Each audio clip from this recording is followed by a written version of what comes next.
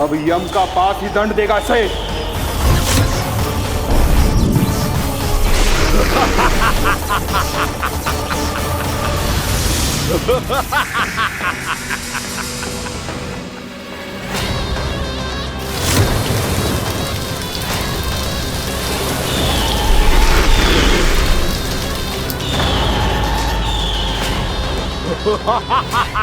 तूने जल की धार को भले ही काट दिया हो दुष्ट, पर हिम में धार नहीं होती।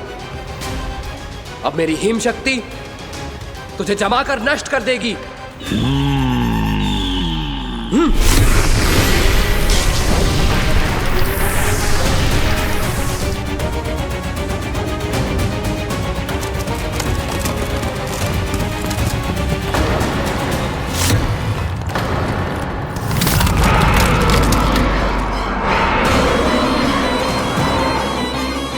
चंद्र, वरुण, यम, अग्नि, इंद्र, तुम में से कोई भी इस योग्य नहीं है कि मुझे पराजित कर पाए और इस विष्णु अवतार की रक्षा कर पाए।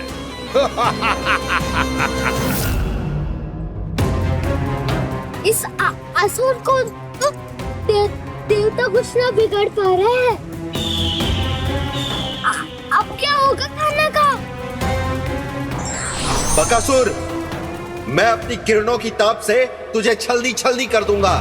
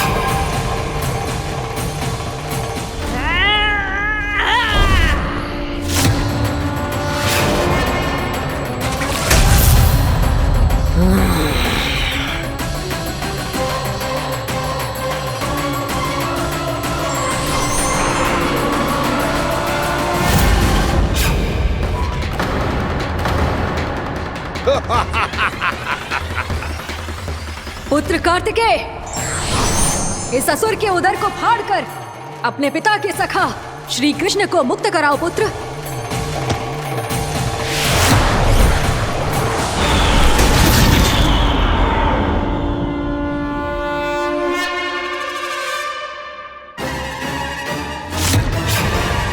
मैंने कहा था, तुम में से कोई भी मेरा बाल भी बांका नहीं कर पाएगा।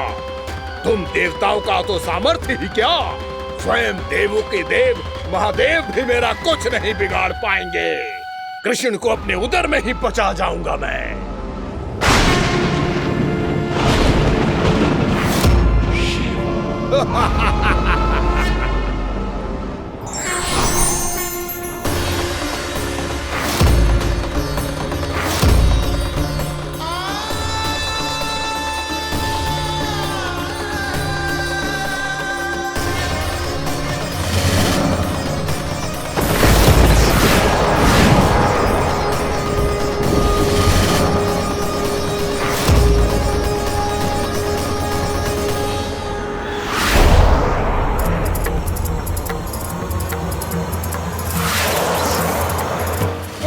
शिव शंकर का त्रिशूल है। एक ही बार में इस असुर का प्राण ले लेगा ये। हाँ, महादेव का त्रिशूल।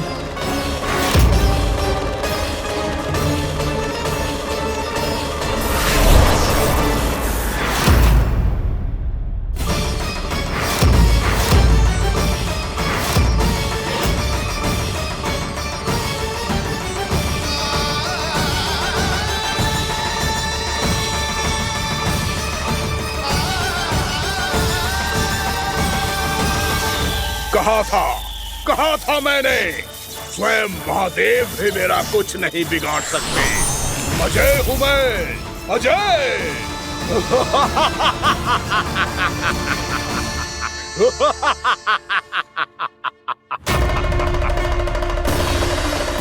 प्रभु, आपके त्रिशूल की महिमा तो अपरंपार है, तो फिर ये ठहर क्यों गया?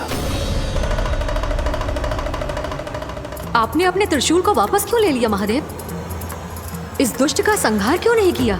क्योंकि इसकी मृत्यु मेरे हाथों नहीं, मेरे सखा नारायण के अवतार श्री कृष्ण के हाथों ही होगी, और यही विधि का विधान है। पर पिताजी, श्री कृष्ण तो इस असुर के उदर में फंसे हुए हैं, हम उन्हें मुक्त कैसे कराएंगे?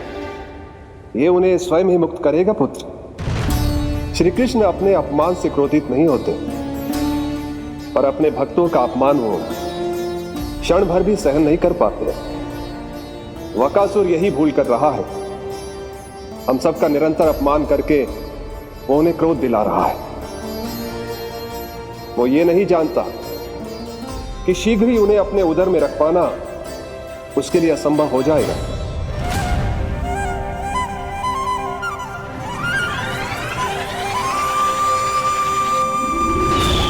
क्या हुआ महादेव? पराजित होकर भी मुस्कुरा रहे हैं। पर अब तो महादेव कहलाने के भी योग्य नहीं रहे आप। असफल देवताओं की इस अयोग्य सेना को लेकर चले जाइए यहाँ से। ना ये मेरा सामना कर सकते हैं और ना ही आप। मेरी शक्ति के सामने आप अक्षम हैं महादेव।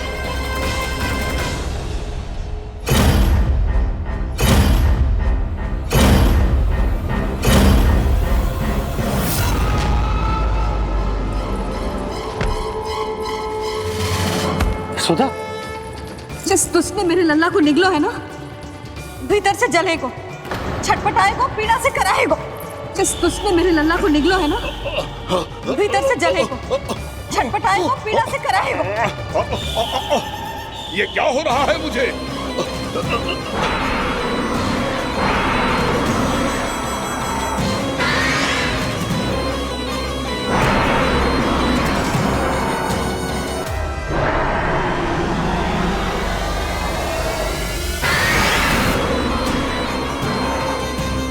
मुझे ऐसा क्यों लग रहा है जैसे भीतर से जल रहा हूं मैं?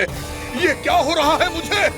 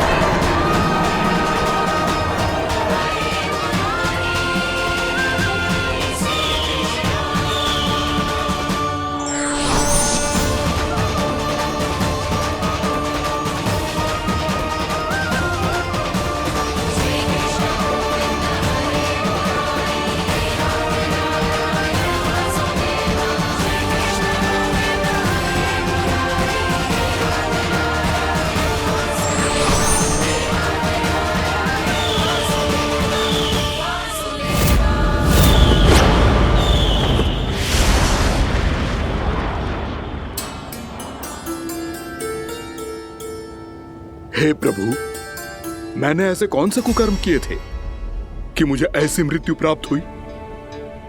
और ऐसे कौन से सुकर्म किए थे? क्या आपके हाथों से मुझे मोक्ष प्राप्त हुआ है प्रभु? में स्मरण करो, हे गिरीश की पुत्र वक्कासुर।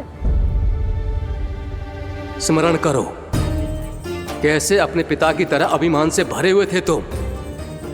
स्मरण करो, कैसे हमें पराजित करने के लिए पूरी सृष्टि को संकट में डाल दिया था तुमने, और हमें विवश होकर पराजय स्वीकार करनी पड़ी थी।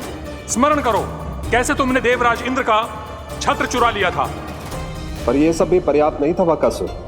तुम्हारे पापों का घड़ा तब भरा था जब तुमने देवी गंगा के जल में साधना करते हुए जजाली मुनि की तपस्या में व्यवधान डाला था।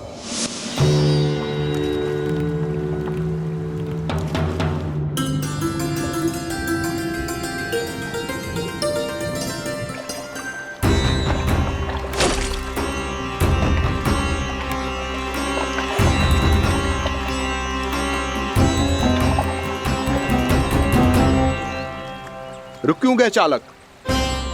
नौका को आगे की ओर ले चलो। आगे बढ़ना उचित नहीं होगा महाराज। यहाँ से कुछ ही दूरी पर जालजली मुनि तपस्या कर रहे हैं। तो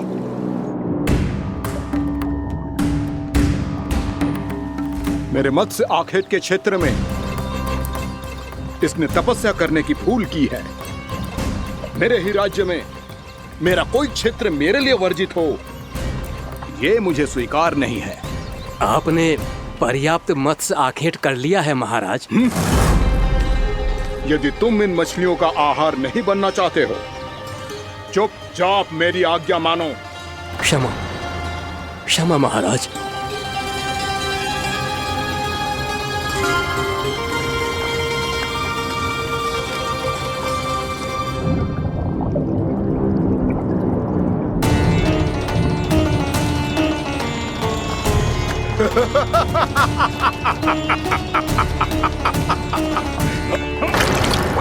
मुनिवर, रक्षा कीजिए, रक्षा कीजिए मुनिवर। हमारे प्राण बचाइए मुनिवर, मुनिवर हमारे प्राण बचाइए।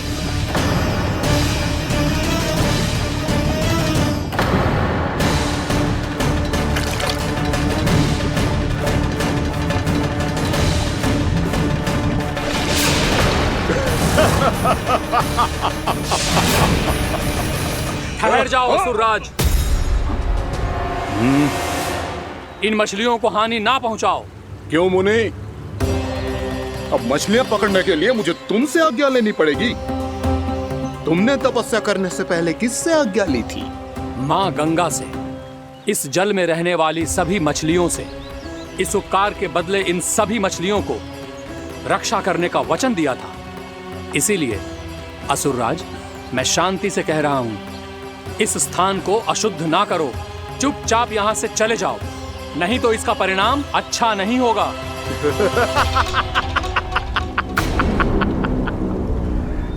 तुम जिन देवताओं की तपस्या कर रहे हो ना मुनि, उन्होंने भी मेरा कुछ नहीं बिगाड़ पाया था, और तुम मुझे धमकी देने का दुस्साहस कर रहे हो।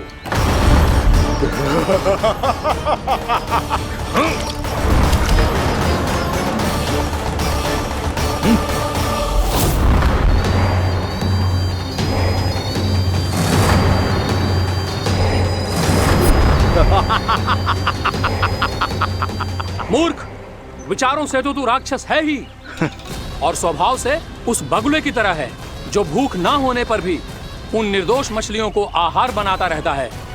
इसलिए अभी इसी क्षण से तू बगुला का जीवन जिएगा। ये मेरा श्राप है, ये मेरा श्राप है।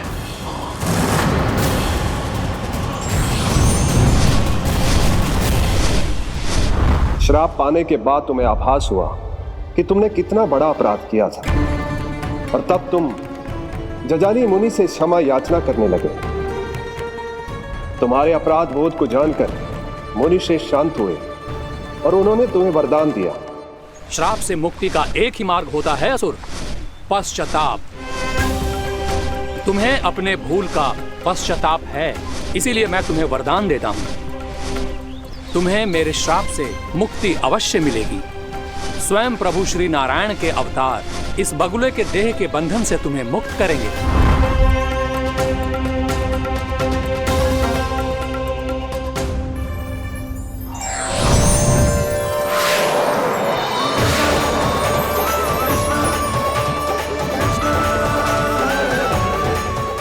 स्वीकार करें प्रभु।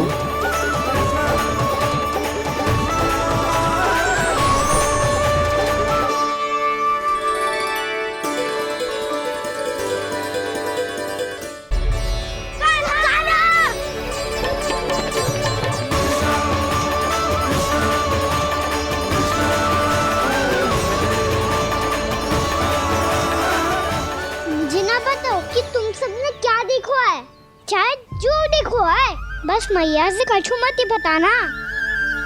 कान्हा!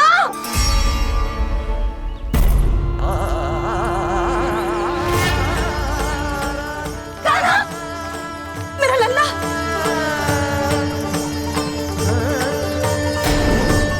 भानु बता रहा था तुझे कोई असुर पंछी निकल गया था।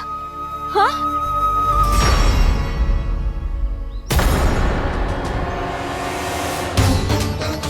हे नारायण, ये क्या है?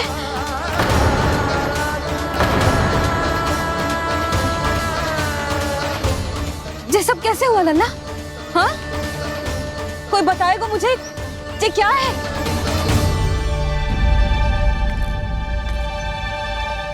श्रीधामा, मधुमंगल, चिची को सब कुछ बता दो।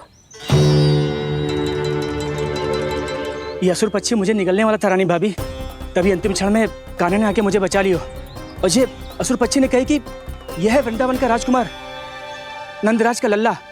इसके होते कोई भी वृंदावन वासियों को हानि ना पहुंचा सकते। रानी भाभी, कान्हा ने अपने प्राणों की चिंता ना करी और इस क्रूर राक्षस से भिड़ गयो और इस राक्षस पक्षी ने इसे निगल लियो। इतना पर्याप्त है, भोला काका, सब कुछ बताने की आवश्यकता नहीं है। ये सब देख के सारी बालक मंडली इतनी व्याकुल हो गई कि सबने अपने प्राण अर्पित कर दिए और इस असुर पक्षी से कहे कि हमें खा लो और हमारे सखा को छोड़ दो। इन बालकों का पराक्रम देख के सभी देवतागण यहाँ आ गए और उनके हृदय भी पिघल गए और उन्होंने इस राक्षस पक्षी से युद्ध करके इसे मार गिराया। देवताओं के राजा इंद्र के वज्र का प्रहार तो मैंने अपनी आंखों से देखा है ताई जी। और फिर उसके बाद अग्निदेव ने अग्निवस्त्र का प्रहार किया। जय न काकी, वरुण देव, कार्तिकेय, यमदेव सबने मिलके युद्ध किया इस राक्षस से। कहा था अभी मत बोलना। अरे सब मिलके फंसा दोगे मुझे। भद्रकाली, हमारे शिव शंकर भी आए थे छोटी माँ। जाओ आप भी। बाबा साईता, मुझे लगता है कि ये कान्हा भी इन्हीं देवताओं में से एक है। संभव तो है चीची। स्मरण है, पूतना और तृणावर्त के आक्रमण के समय भी ऐसा ही हुआ था।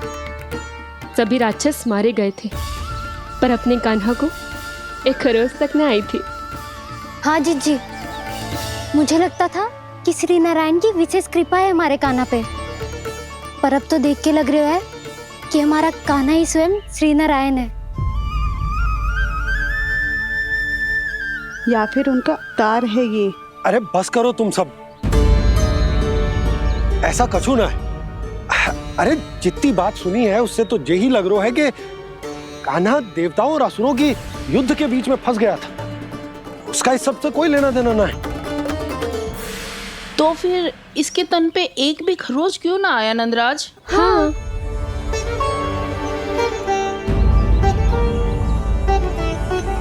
है काकी, खरच तो है। दिखा लल्ला। भैया बात पीड़ा आ रही है, कुछ करो ना। चिकोपिया भी ना अति करती है। श्री नारायण का अवतार हो तो इतनी तनिक सी खरोच पे ऐसे रो तो क्या? बस बहुत होगा। अब तो तुम सबने सीमा ही पार कर दी है। कभी से श्री नारायण बुलाते हो, कभी श्री नारायण का अवतार। तनिक कछु हो ना जाता है कि तुम सब कहानियां बुनने लगती हो। जे बस साधारण सा बालक है, मेरा लल्ला है जे, इसे भगवान मत ही बनाओ।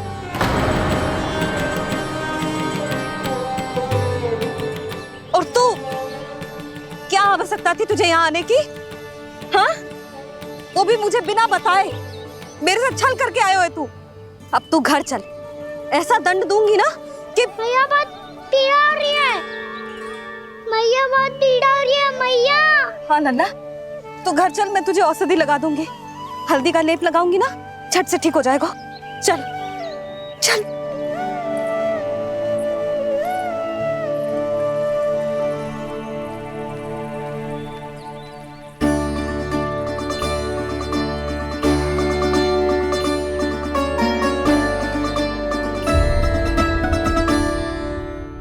बहुत पीड़ा हो रही है मैया। हाँ नन्ना, तू घर चल, मैं तुझे औषधि लगा दूंगी, हल्दी का लेप लगाऊंगी ना, झट से ठीक हो जाएगा। चल चल।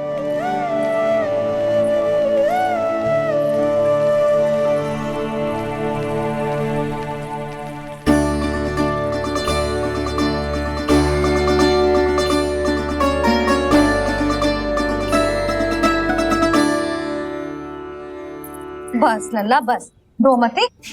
चल चल चल, आजा। अभी औषधि लगाऊंगी ना, तेरी सारी पीड़ा लुप्त हो जाएगी। आजा आजा, बैठ जा लल्ला। अभी आई मैं। हाँ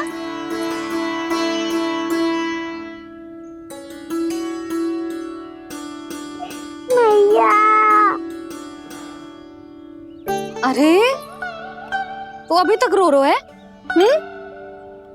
क्या कह रही थी सारी गोपियां? बता। के मेरा लल्ला श्री नारायण का अवतार है, दिव्य है, भगवान है। और जो भगवान इतनी छोटी सी चोट पे रोते हैं क्या? इतनी तो लगी भी ना है तुझे जितना तो तू आ ऊ कर रो है।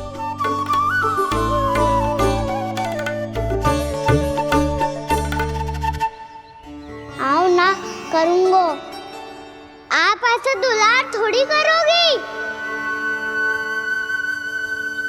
ओहो, वृंदावन का गौपालक जो इतनी छोटी सी चोट पे रोता है ना,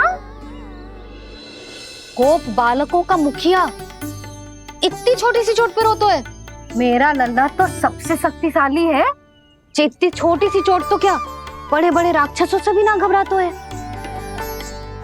हाँ, एक बार में सबको समाप्त कर देता है कि ना? हाँ मैया, यदि कोई राक्षस वृंदावन की ओर तेरी दृष्टि करके आएगा तो सबसे पहले कान्हा को सुरक्षा में खड़ा पाएगा, फिर चाहे जो बाल बन के आए या बगुला बन के।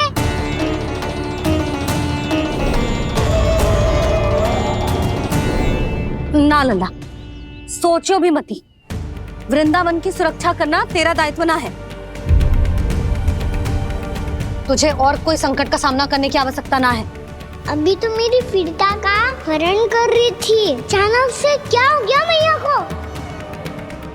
कोई आवश्यकता ना है तुझे ऐसे संकटों का सामना करने की। आने दे आज तेरे बाबा को, सीधा सीधा बोल दूंगी, बहुत हो गए उनके तर्क वितर्क। मेरा फूल सा लल्ला वन में अकेले गौचारण के लिए ना जाएगो। आज बगुले ने निकल लियो, कल का छोर हो जाए तो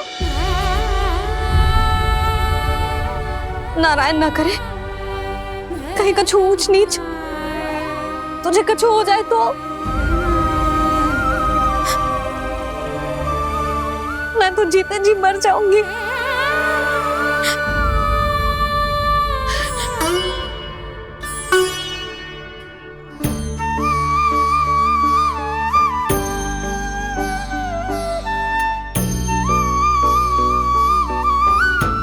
वीर लल्ला की वीर मैया इतनी से बात तो रोती है क्या?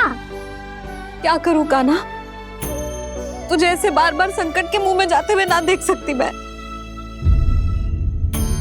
तो फिर मैया मैं वचन देता हूँ, आज के बाद मैं गौचारण के लिए तभी जाऊंगा जब आप आज्ञा दोगी। पक्का?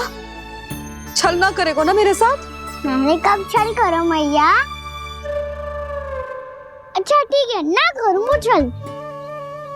यदि आपसे पूछे बिना बाहर निकलो तो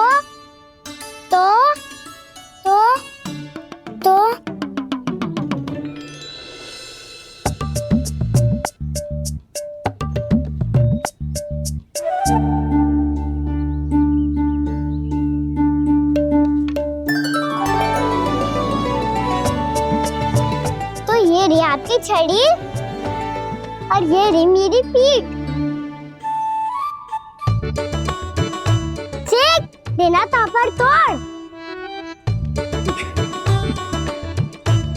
ठीक है, जब तूने अपना दंड निर्धारित कर ही लियो है तो सोच ले, अब अगर तूने मेरी बात ना मानी तो तोड़ तोड़ छड़ी पड़ेगी, समझ आई?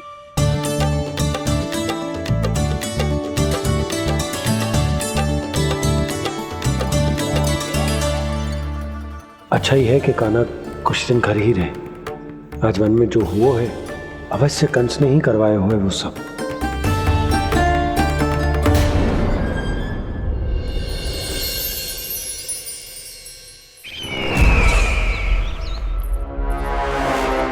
आपका ये धनुष तो सबसे अधिक शक्तिशाली था महाराज, ये कैसे टूट गया? कहीं ये बकासुर की पराजय का संकेत तो?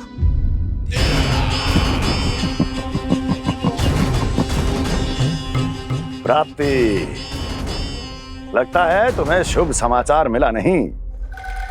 उस बकासुर ने उस विष्णु अवतार को जीवित ही निगल लिया है। अरे अब तक तो उस नन्हे से बालक को पचा भी चुका होगा वो। उसके तन में रक्त बनकर वो विष्णु अवतार और उसकी शक्तियां दौड़ रही होंगी। क्षमा कीजिए महाराज। क्षमा कीजिए, इस अशुभ से मुख से शुभ समाचार आने दो।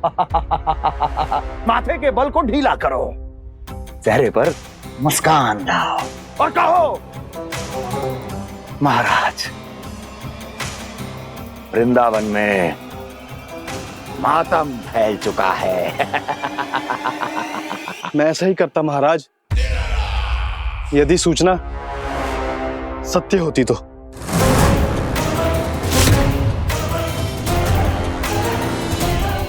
कहना क्या चाहते हो? एक क्षण में सूचना उगलो, अन्यथा मेरा योद्धा बकासुर विष्णु अवतार की तरह तुम्हें भी जीवित निकल जाएगा। आने दो। बकासुर मारा गया महाराज, बकासुर मारा गया महाराज, बकासुर मारा गया। बकासुर मर चुका है? असंभव। असंभव। बकासुर ने उस बालक को निगल तो लिया था, पर उसकी सुरक्षा करने के लिए सभी देवता वहां प्रकट हो गए, पर फिर भी कोई बकासुर का सामना नहीं कर पाया। और फिर क्या हुआ? वो बालक स्वयं ही बकासुर के उदर से बाहर आ गया और उसकी चोंच तोड़कर उसकी हत्या कर दी।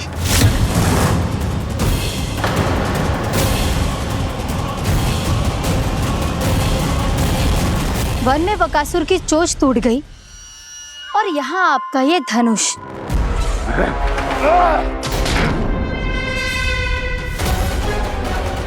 केवल नहीं टूटा तो आपका ये भ्रम महाराज। क्षमा कीजिएगा महाराज, आपका भ्रम टूटना आवश्यक है। आवश्यक है आपको यह आभास होना कि उस विष्णु अवतार को पराजित करने के लिए आपके साधारण योद्धाओं में वो सामर्थ्य नहीं है। अच्छा सर, पूतना, तृणावर्त, बकासुर, ये सब साधारण नहीं थे प्राप्ति, साधारण नहीं थे। फिर तो ये और भी अधिक चिंता का विषय है महाराज, क्योंकि इसका अर्थ तो यही हुआ कि वो विष्णु अवतार कुछ अधिक ही असाधारण है और उसका सामना करने के लिए और उसे मिट्टी में मिलाने के लिए आपको एक ऐसे अस्त्र की आवश्यकता है जो उसके सामने ना झुके और ना ही टूटे।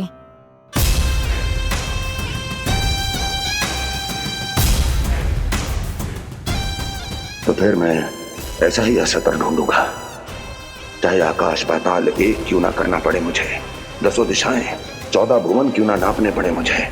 मैं उस अस्त्र को अवश्य ढूंढ निकालूंगा जो उस विष्णु अवतार के प्राणों की डोरी इस धनुष की तरह तोड़ सके।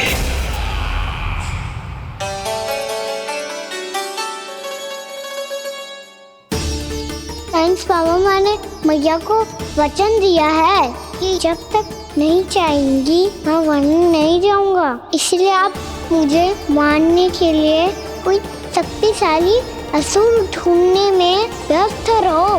कुछ दिन तब तक मैं व्यस्त रहूंगा अपनी मैया की सेवा करने में।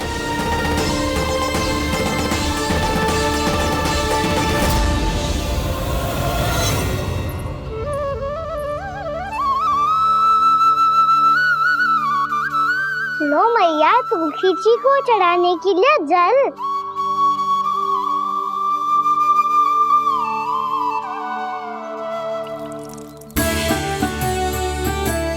लो मैया और आटा।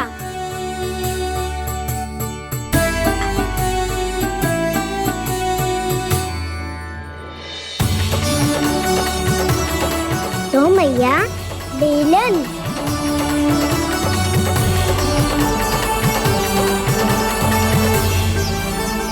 ले तनी खा ले। ओ मैया भूख ना लगी है। बिना भूख के खाने से क्या लाभ? और तेरा जब पेट तो कह रहा है कि उसे भोजन चाहिए। और लाभ कैसे ना है लल्ला? भोजन का लाभ है ना, तन को पोषण मिलेगो, स्वास्थ्य बनेगो, जे तेरी भुजाओं में शक्ति आ जाएगी ताऊ के जैसी, ताऊ से भी अधिक। तेरे जे केस भी लंबे हो जाएंगे। सच्ची मैया?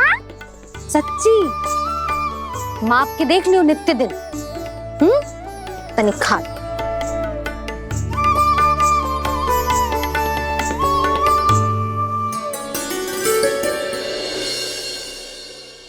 मान के मैया का कहना, छक के भोजन खाते हैं,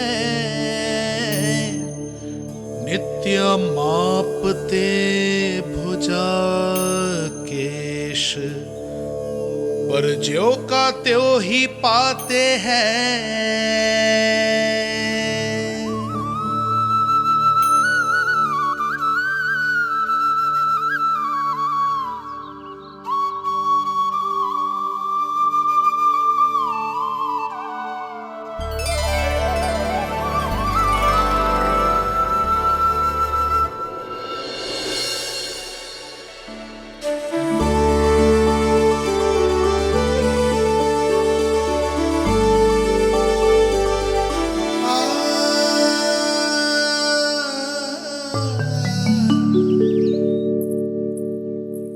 ले लल्ला फल खा ले। ना मुझे ना खाने फल वल। क्यों? लंबे केस और शक्तिशाली भुजाएं ना चाहिए? व्यर्थ है ये सब। पिछले 10 दिनों से देख रहा हूँ, ना केस लंबे हुए हैं, ना भुजाएं शक्तिशाली बनी है। 10 दिन में कछु ना होने वाला। 10 सप्ताह ऐसे खाएगो ना, तब जाके कछु बदलाव दिखेगो। समझ आई? चल अब खा ले। वैसे भी मुझे बहुत सारी तैयारियां करनी है आज। इसीलिए भैया एकादशी के व्रत के लिए लल्ला। सुनो जी, सारी सामग्री आ गई? हाँ, तुमने जो कही थी सब ले आए हूँ।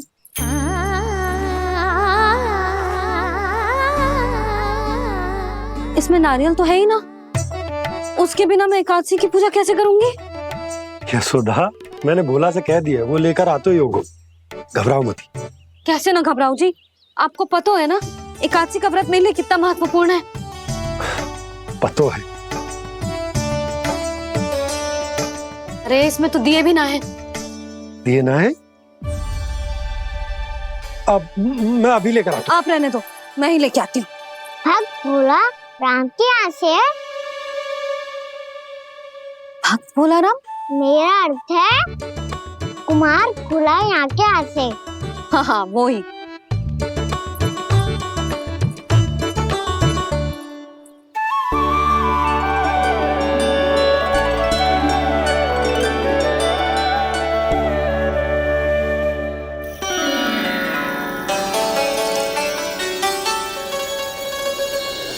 श्री हरि, श्री हरि, मेरे श्री हरि।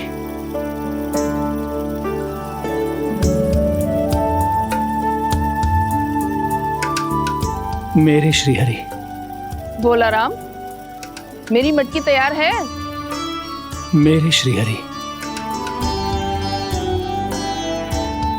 मेरे श्रीहरि।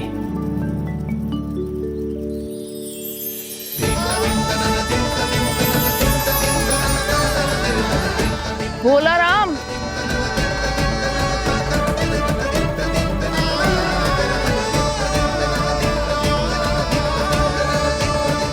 भोला काका, ओ भोला काका।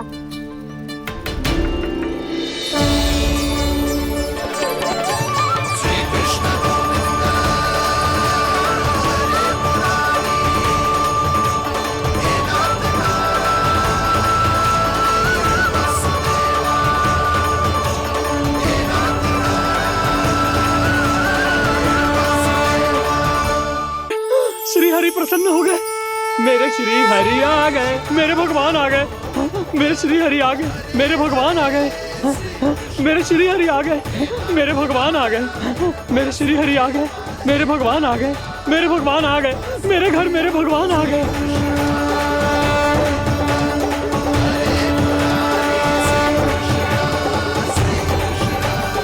मेरे घर आ गए, मेरे श्री हरि आ गए। हाँ, मेरे श्री हरि आ गए। ये तो बावले थे ही, अब बालकन को भी साथ में मिला लिए। उज्जवल क्या कर रहा है? अरे ठहर जा भोला।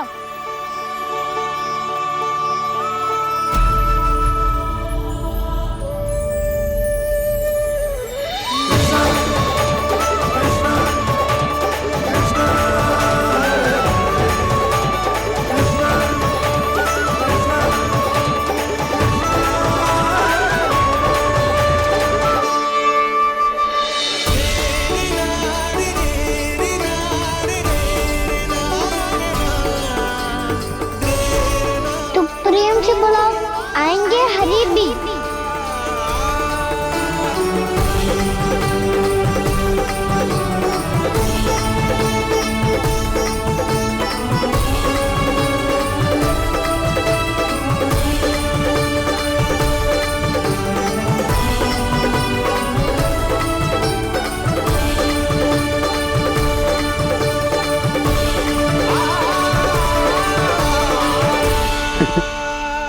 क्या वो गाना? किसकी धुन में झूम रहा तू? निर्मल निशा भक्ति की धुन में।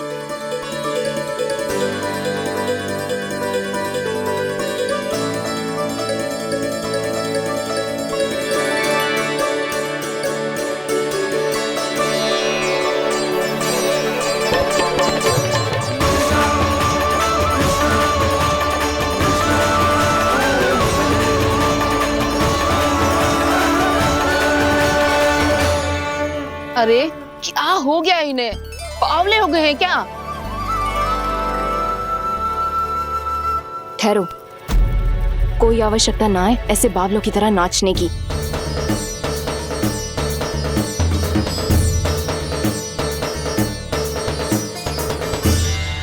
बावले ना है मौसी, भक्ति में रम गए। बस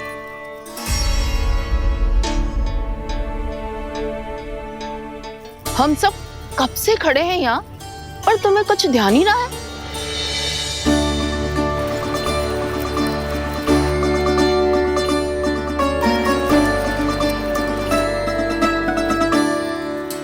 नाच गाने में ऐसे मगन हुए कि हमें देखा भी ना। मुझे नाचते हुए देख मेरे श्री हरि को इतना आनंद आ रहा था कि मैं अपने आप को रोक नहीं सका। और वैसे भी मेरे जन्म का एकमात्र उद्देश्य है श्री हरि की सेवा करना, श्री हरि को प्रसन्न करना। तुम बावले हो भोला राम, या हमें बावला बना रहे हो? श्री हरि और तुम्हें देख रहे हैं? हाँ, अभी वो यहीं थे, देख रहे थे। भोला काका, आपने भी ना अति कर दी। अब हमें भी बताओ तनी, कहाँ थे श्री हरि?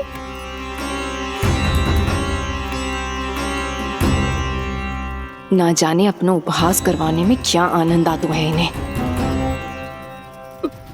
देखो, अब तुम सच मानो या झूठ, लेकिन हमरे श्री हरि यहीं थे, इसी चाक पर अभी। हाँ लो सुन लो इस मूर्ख की बात।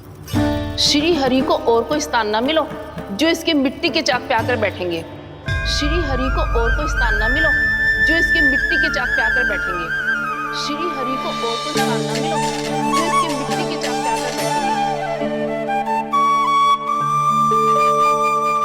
जैसी मैया भैंसो ही लल्ला, दोनों का कुछ पता ही ना चलतो, कब किस बात पर प्रसन्न हो जाए और किस बात पर रुष्ट। अरे मैं भला असत्य क्यों बोलूंगा? अभी अभी यही थे श्री हरि। हाँ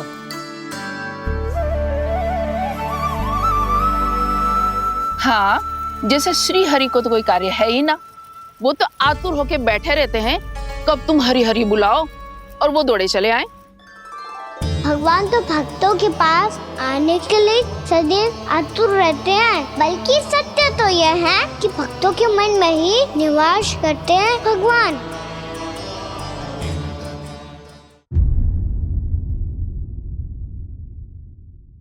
मैं भला असत्य क्यों बोलूंगा? अभी अभी यही थे श्री हरि। हाँ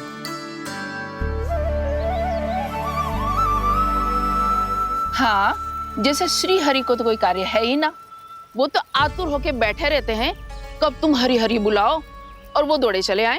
भगवान तो भक्तों के पास आने के लिए सदैव आतुर रहते हैं, बल्कि सत्य तो यह है कि भक्तों के मन में ही निवास करते हैं भगवान। भगवान तो भक्त के पास आने के लिए सदैव ही आतुर रहते हैं शंकरी मौसी। बल्कि सच्ची बात तो ये है कि भगवान हमारे मन में ही निवास करते हैं। कम से कम तू तो इसे बढ़ावा मत दे जशोदा। जब देखो जब हरि नाम की रट लगाए रहते है। हरि बोलते बोलते ऐसो बावलो होता है कि सारा कार्य भूल जाता है। 2 दिन से अपनी मटकी के लिए चक्कर काट रही हूँ। अभी तो एक चक्कर और लगाना होगा आपको। आपकी मटकी तैयार हो गई है, अभी लाता हूँ।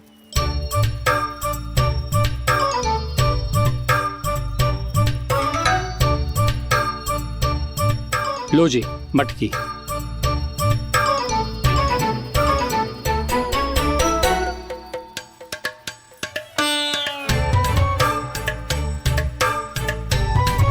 इस कच्चे मटके का क्या करूं मैं?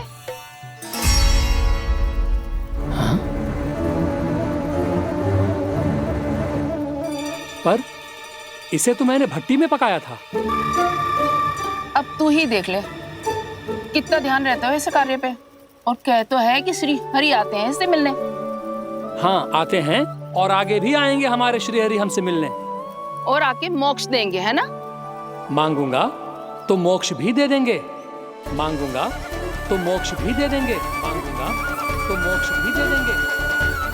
अभी तो ये बता कि तू मुझे मेरी मटकी कब देगो? और मेरी मांग कब पूरी करोगी भोला राम जी? मेरो घड़ा मेरे दिए तो तैयार है ना कल एकादशी की पूजा और व्रत के लिए। एकादशी का व्रत? हाँ, एकादशी का व्रत। इसे करने से श्री हरि बहुत प्रसन्न होते हैं। अच्छा, फिर तो अभी लाया।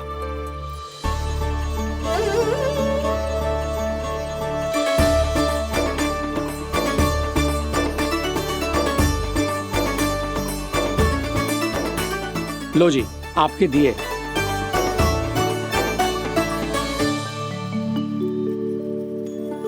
और जो हमने मांगा है वो? बाकी सब शेष द्वादशी के दिन मिलेगा, क्योंकि कल मैं भी एकादशी का व्रत रखूंगा, क्योंकि कल मैं भी एकादशी का व्रत रखूंगा, क्योंकि कल मैं भी एकादशी का व्रत रखूंगा।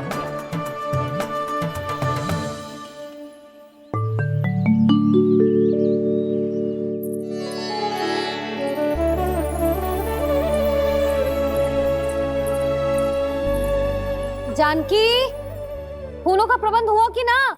हाँ भाभी, जे रहे। सदैव विलंब कराती है। पर भाभी इस बार तो फूल समय से ही लाई थी। क्या हुआ जशोदा? अभी तो पूजा की तैयारी ना हुई? देखो ना मौसी, ये जानकी ना कुछ छूट ही जाता है इसके कारण। एकादशी की पूजा और व्रत आते ही जसोदा भाभी इतनी वग्र हो जाती है? ऐसो क्या होगा इस पूजा में?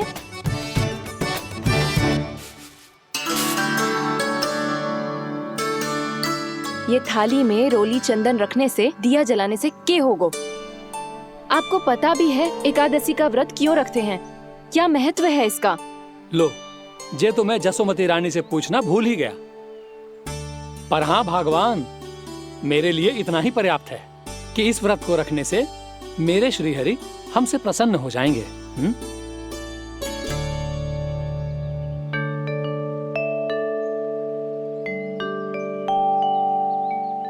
नारायण ही जाने ऐसे कैसे पूजा करते हैं जे श्री हरि की एक मूर्ति तक ना है इनके पास।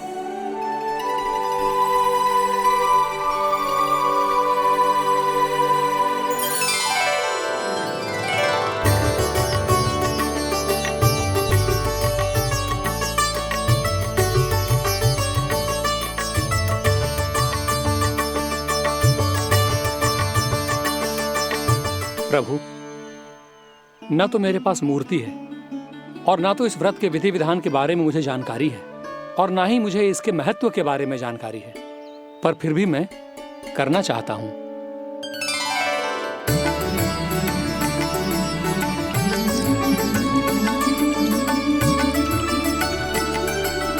इसीलिए मैं दृढ़ संकल्प लेता हूं,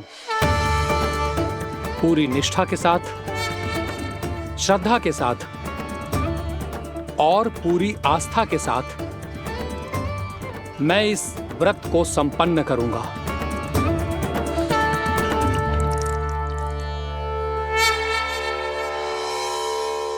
हम संकल्प लेते हैं कि एकादशी के व्रत को पूरी निष्ठा के साथ संपन्न करेंगे।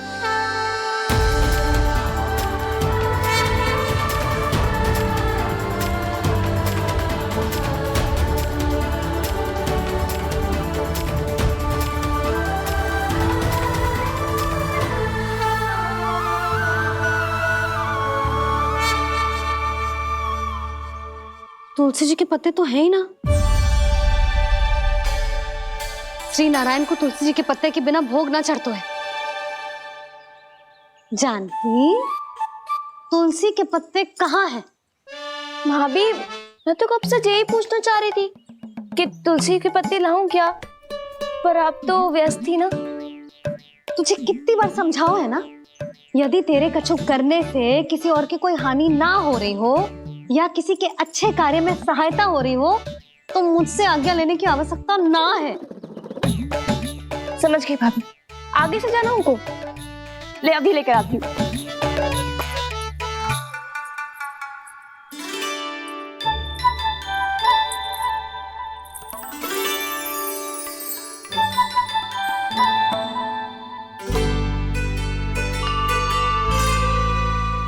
ताऊ, आपने पहले ये व्रत करो है?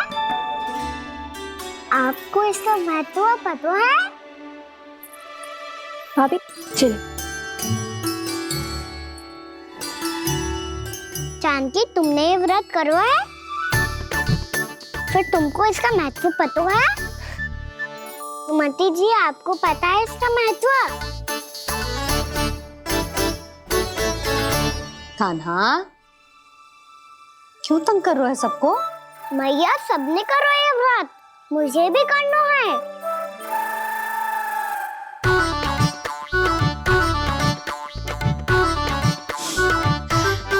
ये व्रत केवल बड़ों के लिए होती है लल्ला।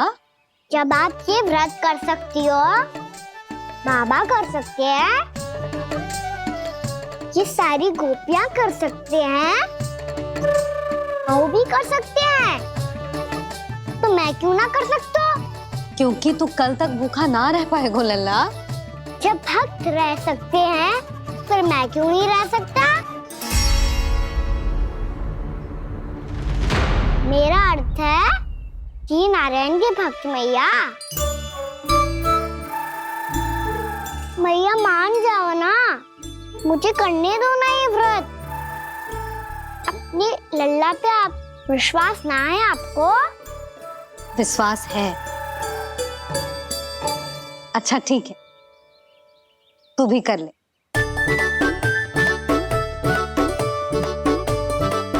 पर मैया व्रत की कथा तो सुनाओ, मैं तो अबध हूँ ना, मुझे कैसा पता चलेगा कि ये व्रत करते क्यों हैं?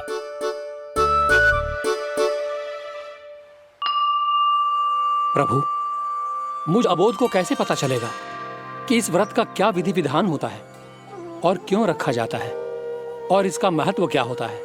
मुझे तो आप ही बता सकते हैं प्रभु। जब व्रत कर रहे हैं तब उसका महत्व भी पता होना चाहिए ना। बताओ ना मैया, क्यों रखते एकादशी का व्रत?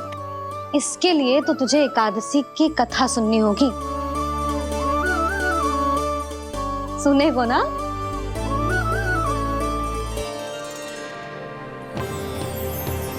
वसुदेव सुतं देवं कंसचाणूरमर्दनम् श्रीहरि, यशोदा परमानंदम् कृष्णं वन्दे जगद्गुरुम्। वाह प्रभु, अपने भक्तों को एकादशी व्रत का महत्व समझाने का अच्छा उपाय खोज निकाला है आपने।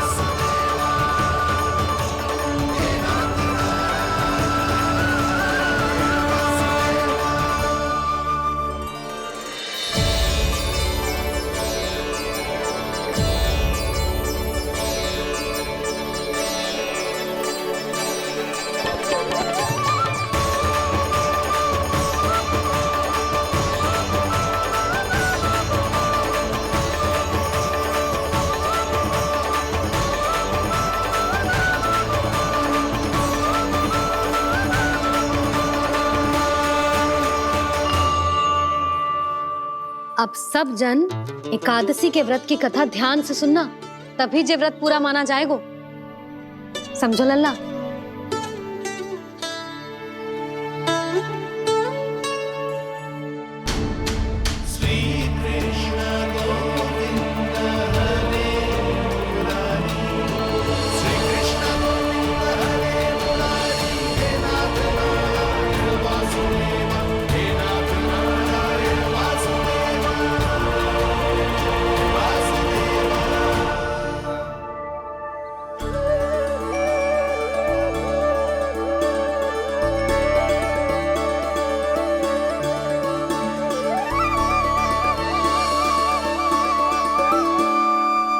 सतयुग में चंद्रावती नाम के नगर में मूरा नाम का एक असुर राज्य करता था।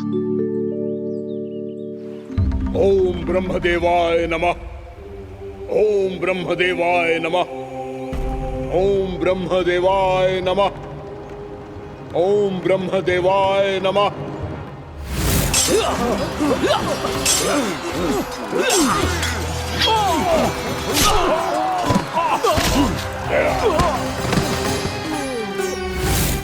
ओम ब्रह्मदेवाय नमः। ओम ब्रह्मदेवाय नमः। जब उसने देवताओं के हाथों असुरों की पराजय देखी, तब वो वरदान पाने के उद्देश्य से ब्रह्मा जी की तपस्या करने चला गया।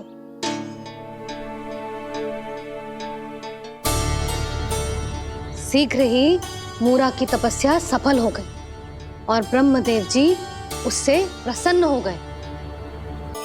ओम ब्रह्मदेवाय नमः। ओम ब्रह्मदेवाय नमः। ओम ब्रह्मदेवाय नमः। ओम ब्रह्मदेवाय नमः। ओम ब्रह्मदेवाय नमः। ओम ब्रह्मदेवाय नमः।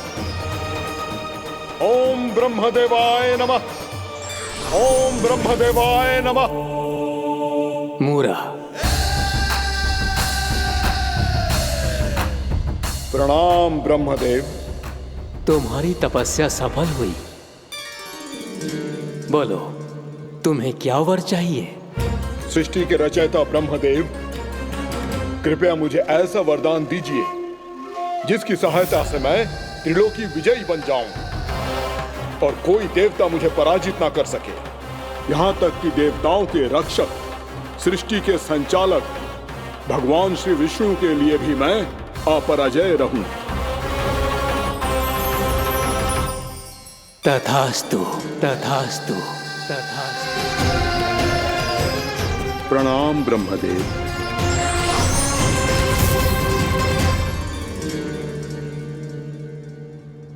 ऐसा वरदान पाकर मूरा बहुत अभिमानी होगा। यक्षों, किन्नरों, यहाँ तक कि देवताओं को भी युद्ध के लिए ललकारने लगो, पर किसी ने भी उसकी ललकार को स्वीकार ना करो, क्योंकि सभी उसकी शक्ति से बहुत भयभीत थे और उसके सामने युद्ध किए बिना ही अपनी पराजय स्वीकार करने लगे। और फिर दंभ में आके उसने स्वर्ग लोक पर भी आक्रमण कर दिया और देवराज इंद्र तक को चुनौती दे डाली।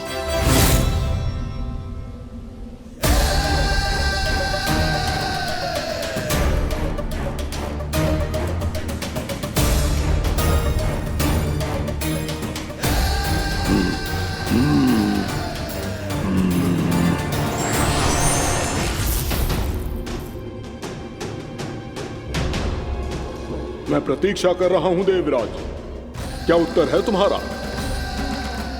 मुझसे युद्ध करोगे या फिर बिना लड़े ही पराजय स्वीकार कर मेरे अधीन हो जाओगे और सौंप दोगे मुझे अपना ये स्वर्ग लोक?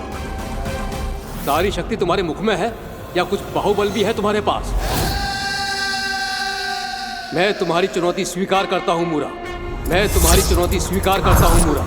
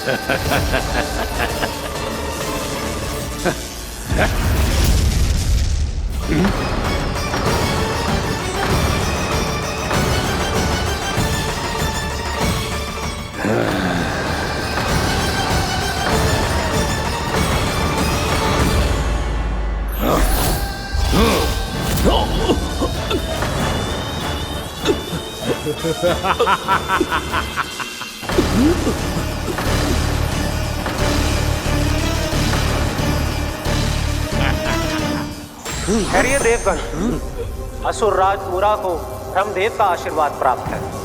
आप में से कोई भी इन्हें पराजित नहीं कर पाएगा।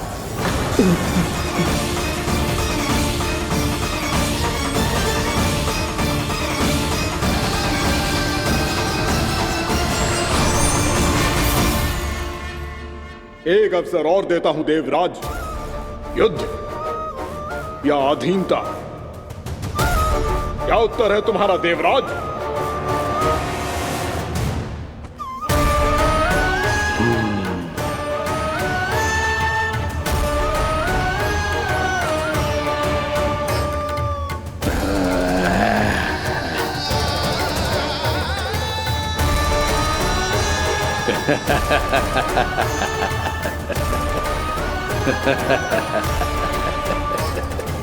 इंद्र और सभी देवताओं ने मूरा के आतंक में आके उससे भयभीत होके अपना सिंहासन छोड़ दियो। अब मूरा स्वर्ग का अधिपति बन गयो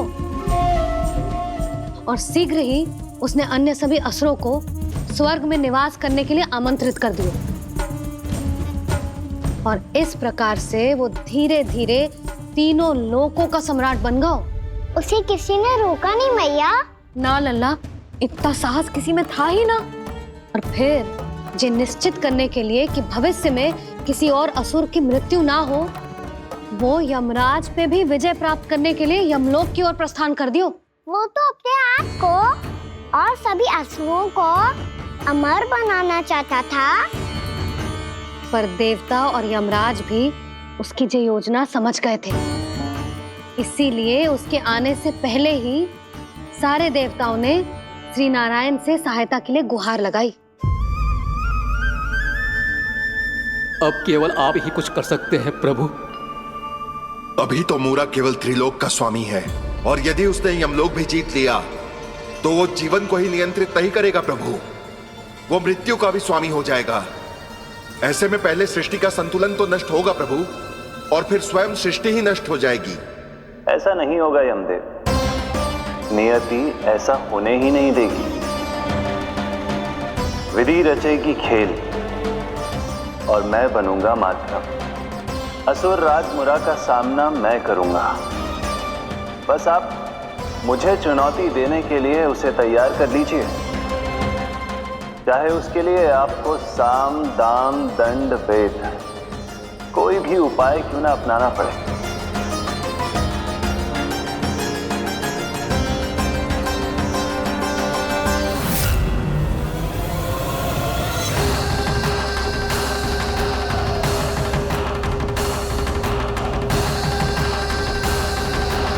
आप तो मेरी प्रतीक्षा में पहले से ही खड़े हैं यमदेव। तब तो आपने मेरी चुनौती के बारे में भी सुना ही होगा। कहिए, क्या उत्तर है आपका? मेरा स्वागत करके अपना राज्य त्यागेंगे या मेरा सामना करके अपने प्राण? असुर राज मुरा का सामना मैं करूंगा। बस आप मुझे चुनौती देने के लिए उसे तैयार कर लीजिए, चाहे उसके लिए आपको साम दाम दंड भेद कोई भी उपाय क्यों ना अपनाना पड़े।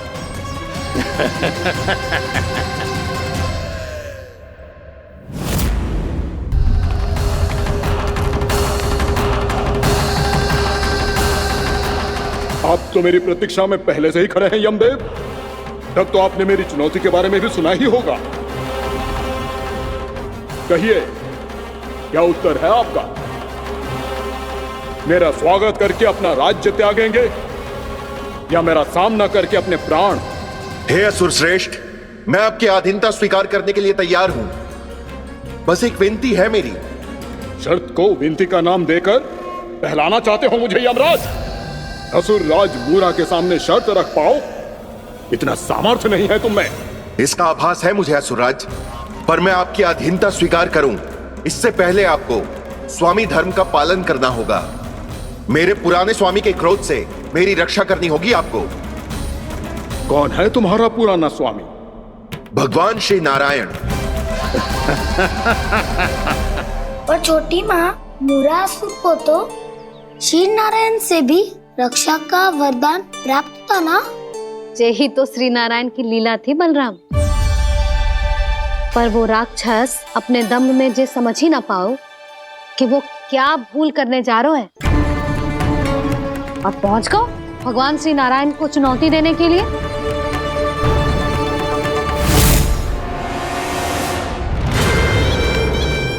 वही ठहर जाओ असुर राज मुरा।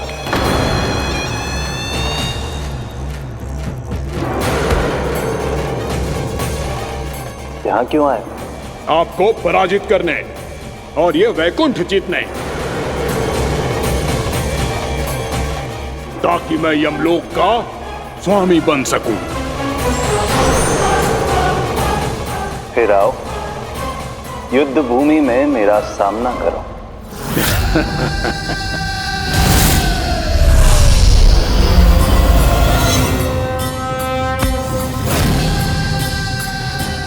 ये नहीं जानते कि इनसे ना हारने का वरदान तो मैं पहले ही प्राप्त कर चुका हूं।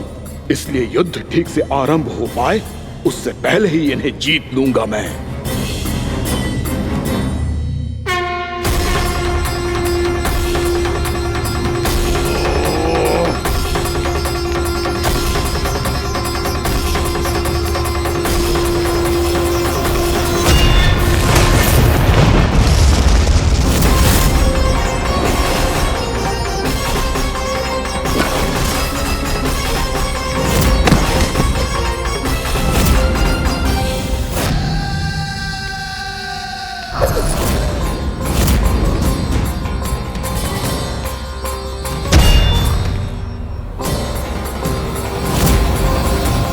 और इस प्रकार ये युद्ध वर्षों वर्षों तक चलता रहो। दोनों योद्धा पूरे ब्रह्मांड में अनेक अस्त्रों शस्त्रों के साथ युद्ध करते रहे।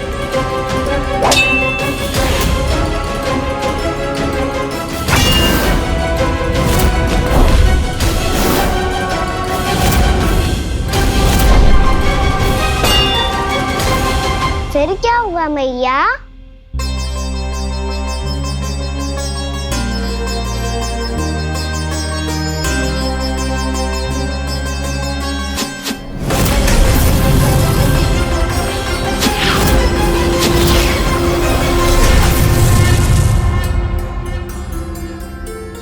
उस युद्ध को कभी समाप्त हुआ हो, पर कैसे?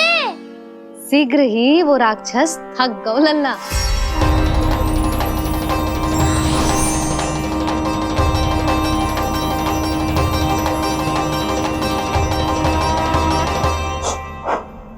खड़े खड़े देख क्या रहे हैं नारायण?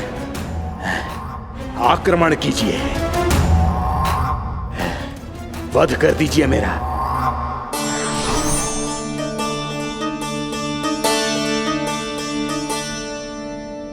मैं तुम्हारी वीरता से प्रभावित हूं,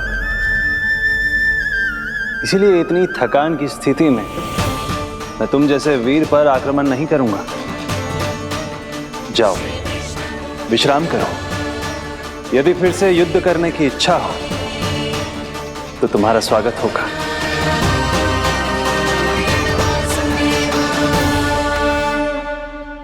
जे कह के श्री नारायण बद्रिका आश्रम चले गए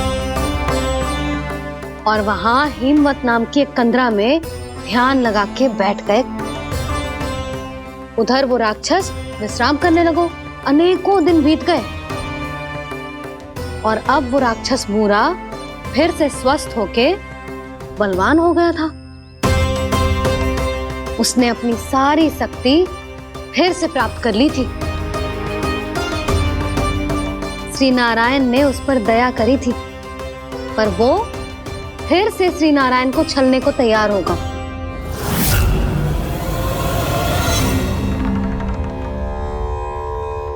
ध्यान में बैठे बैठे श्री नारायण योग निद्रा में चले गए, पर दुष्ट मूरा इसी अवसर का लाभ उठा के उनकी कंदरा में घुस आयो ताकि वो सोते हुए श्री नारायण पे आक्रमण कर सके।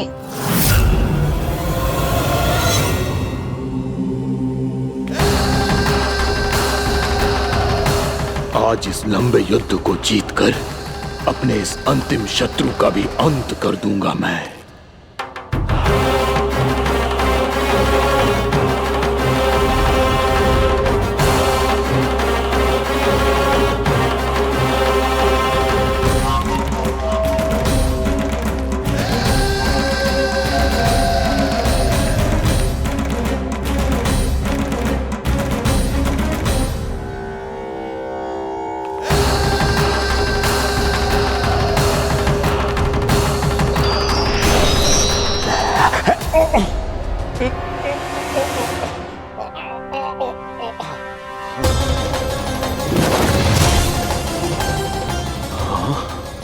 दुष्ट राक्षस,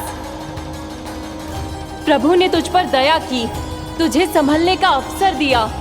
तू इन्हीं पर ही छल से वार करने चला है।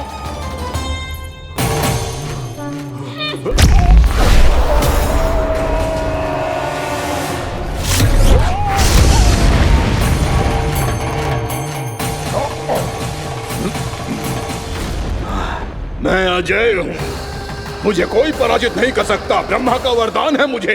तूने नारायण से अपराजय होने का वरदान मांगा था मूर्ख, उनकी शक्ति से नहीं।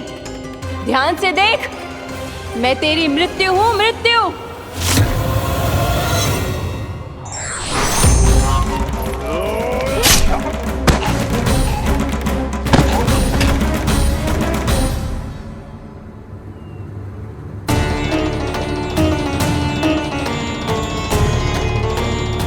वो देवी कौन थी छोटी माँ?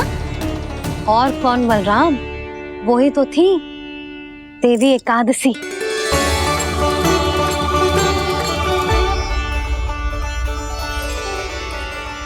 मुझे क्षमा कीजिए प्रभु, आपकी आज्ञा के बिना ही युद्ध करके आपके शत्रु को मृत्यु के घाट उतार दिया। क्षमा नहीं, आपकी तो प्रशंसा होनी चाहिए देवी। असुर राज को मारकर आपने सभी देवताओं को मुक्त करवाया है। इस पापी के अहंकार से तीनों लोकों की रक्षा की है आपने। आप एकादशी की तिथि पर मेरी एकादश इंद्रियों से उत्पन्न हुई हैं। इसीलिए मेरे सभी भक्त आपको उत्पन्न एकादशी के नाम से जानेंगे। सभी तिथियों में आपका स्थान सर्वश्रेष्ठ होगा। जिस तरह आपने राक्षस के आक्रमण से मेरी रक्षा की है, उसी प्रकार एकादशी के दिन व्रत करके जो भी भक्त आपकी कथा सुनेगा, मैं स्वयं उसकी रक्षा करूंगा। जो आपकी पूजा करेगा उसे मेरी विशेष कृपा प्राप्त होगी और उसके साथ साथ उसे मिलेगा धन, सिद्धि और मोक्ष।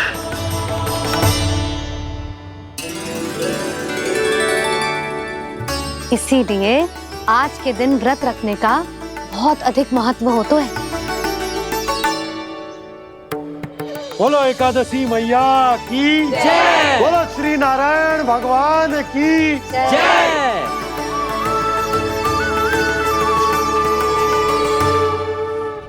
प्रभु की कृपा से एकादशी का महत्व भी पता चल गो और मेरा व्रत भी सफल हो गो। अभी नहीं भूला रहा, एकादशी का व्रत पूरी तरह तभी सफल होता है जब द्वादशी के दिन उसे पूरा किया जाता है।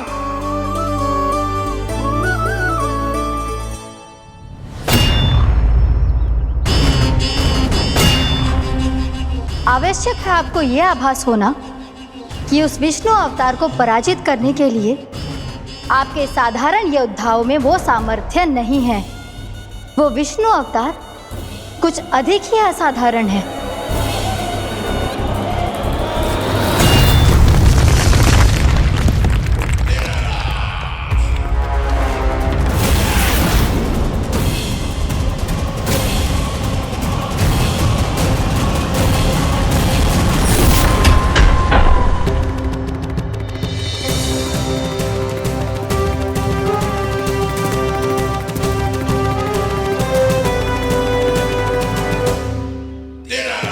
अब मैं दिखाऊंगा उस विष्णु अवतार को असाधारण शत्रु क्या होता है।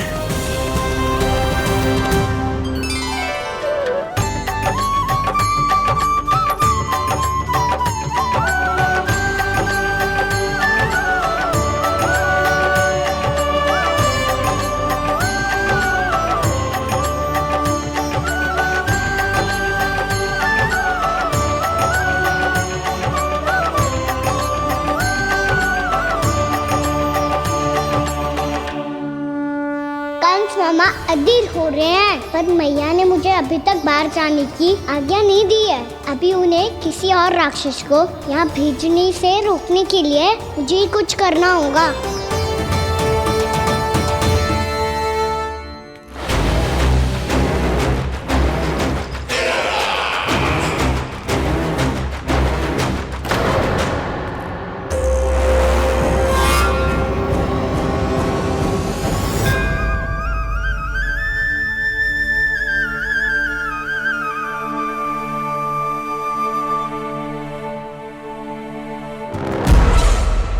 कौन हो तुम? बचपन से ही मुझे मारने का सपना देख रहे हैं, फिर मुझे ही नहीं पहचानते।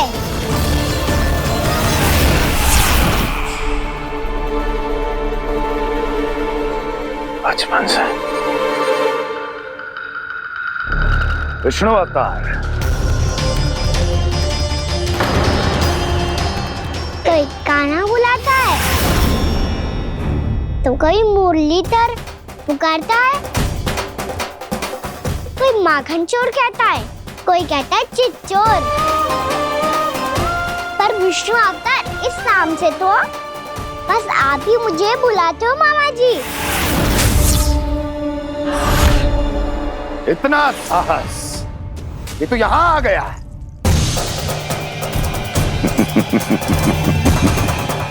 यहां आ तो गया तू विष्णु अवतार, किंतु यहां से जीवित नहीं जाएगा। तेरे शीश को तेरे धड़ से अलग कर दूंगा मैं।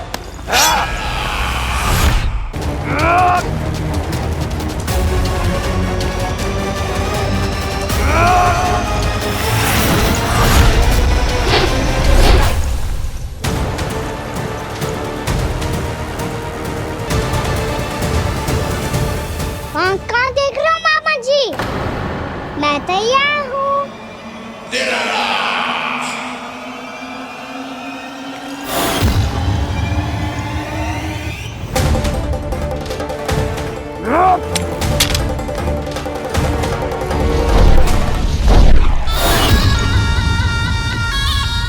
मामा जी, आप सदैव इसी तरह क्रोध में रहते हो क्या?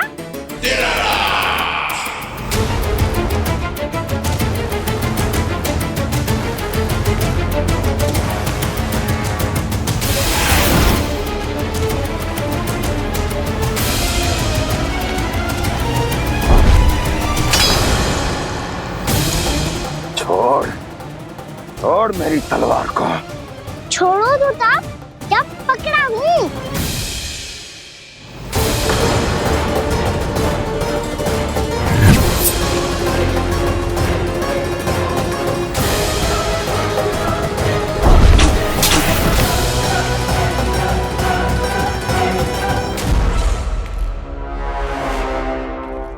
मामा जी,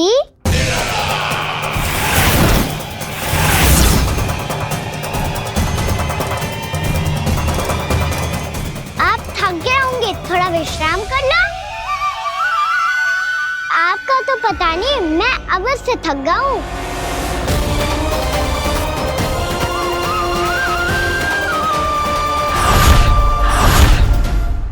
मेरे सिंहासन पर बैठने का तू साहस? अभी तो बस अभ्यास कर रहा था मामा जी। भविष्य में मुझे तो बैठना है यहाँ। आपने बल प्रयोग करके से अपने पिताजी से छीना था। मैं आपसे छीन लूंगा। जो छल और बल से लिया जाए वो अधिक समय तक टिकता नहीं है मामा जी।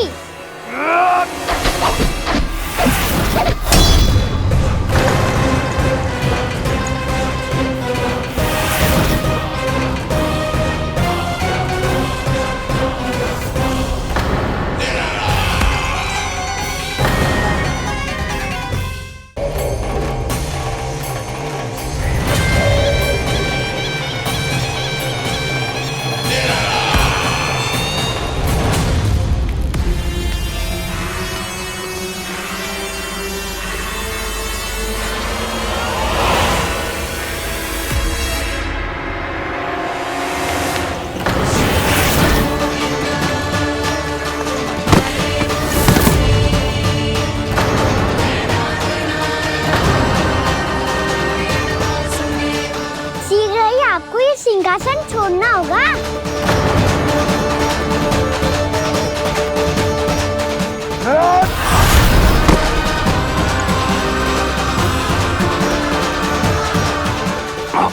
वो मेरा सिंहासन छीनना चाहता। वो आ रहा है, वो आ रहा है। सैनिकों, दुर्जन, बंद कर दो सभी द्वार और झरों के, सब के सब। इसकी हर संभावना पर इतना कड़ा पहरा बिठा दो कि ना तो कोई महल के भीतर आ सके, ना तो बाहर जा सके। मुझे महल की चप्पे चप्पे की सूचना चाहिए। जाओ।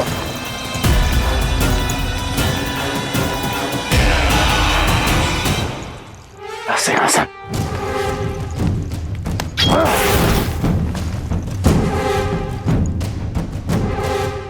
अब आ, दुष्ट मायावी, ए छलिया विष्णु अवतार, मैं कंस तेरी प्रतीक्षा कर रहा हूँ।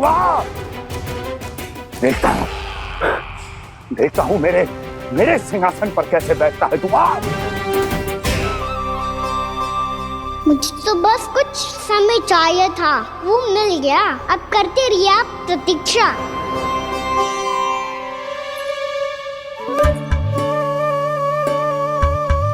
जी अपने आप से बातें क्यों कर रहे हैं जी?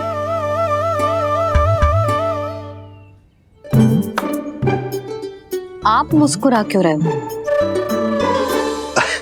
ना कछु ना। बताओ क्यों मुस्कुरा रहे हो? तुम्हीं पर गए जी।